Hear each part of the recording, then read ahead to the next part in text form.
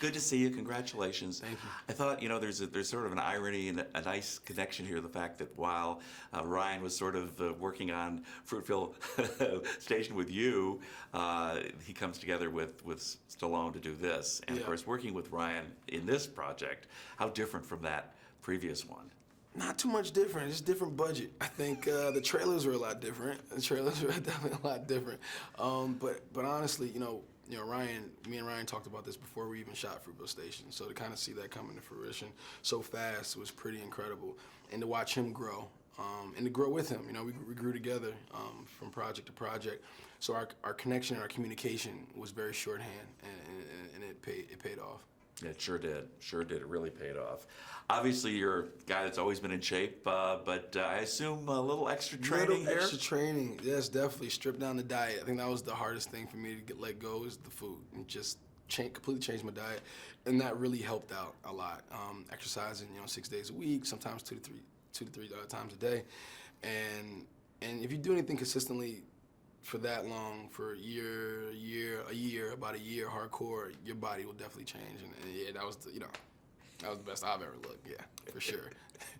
Boxing, obviously, was it part of your routine before? Was it something you followed, as just as somebody, as a fan? As a fan? No, as a kid, watching boxing matches with my dad, watching Tyson, knock cats out, and, just that I remember, in Holyfield, when he bit Holyfield's ear, I remember watching that, it was crazy. But definitely a boxing fan. Never boxed growing up, mixed martial arts, but yeah, this was my crash course. This was a year and a half of going to the best boxing minds alive today, and just trying to soak up as much information as I can. Well, and you had, as you mentioned, real boxers in this, Exactly. real gyms, real trainers, and all of that. Any injuries for you? No real injuries, only soreness like I would never believe. My body broke down after we finished shooting the fighting scenes. I had to I was on bed rest for a couple days, which was incredible. It was literally physically couldn't do anything. And it was so crazy because a couple hours before, we're boxing. Full on boxing is crazy what your mind can kind of push your body to the limits, even though your body kind of gave out. But once you accomplish something, it was just okay, I can shut down now. And then literally that's what happened. Well, you pulled it off beautifully, you really Thanks, did. Stallone, Yeah. you got to talk. You had some incredible scenes with him. That locker room scene, I think, is going to live with people for a long time, and plus a lot of others. Talk about working with Sly and what that experience was like for you. It was, one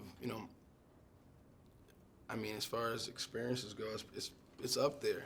He's such a talented actor, and he gives so much to you in a scene, and he gives you what you need to kind of respond and to do your thing, and just to watch Sly transform into Rocky is a performance all its own, to see him kind of become him, and yeah, it was very humbling. The themes, there's so many themes in the Rocky movies, obviously, but one, of course, is that your character, of course, is key to this, is proving to make it on your own terms, not because of who your dad is or who your background is. Yes, that's definitely it's a huge theme in it, especially for Adonis, who's living in the shadow of the famous fighter that ever lived, and it's one of those things that, and he doesn't even know him. So I imagine how frustrating that is. I've never met the guy, and he's, in spirit, stopping me from doing the things that I want to do, and he's left so many questions on the inside. So I think for Adonis, really trying to find himself through sport, and through family and the people that knew his dad the best, and ultimately Rocky, Apollo's best friend, he became that father figure in a way. He became that mentor. He became his, Rocky. He was Mickey, and I think that was pretty important. Yeah, that came through that way too.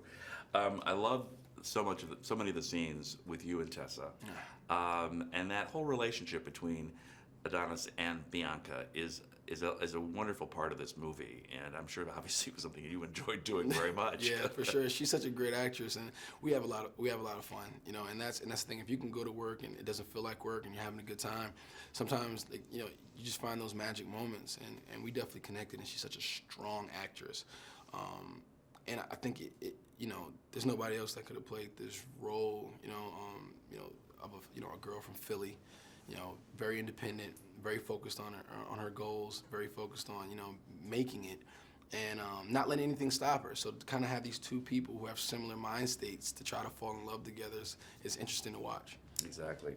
Of course, I have to ask you, do you own, I thought I saw, were you wearing some Air Jordans in this movie? Oh, yeah, definitely had Jordans on pretty much the whole time. Besides, like, a lot of the training stuff, I want to say I had retros on the entire time. Yep. Have you met Michael? I haven't met him yet, which is crazy. I mean, I always kind of wanted to meet him because think about it.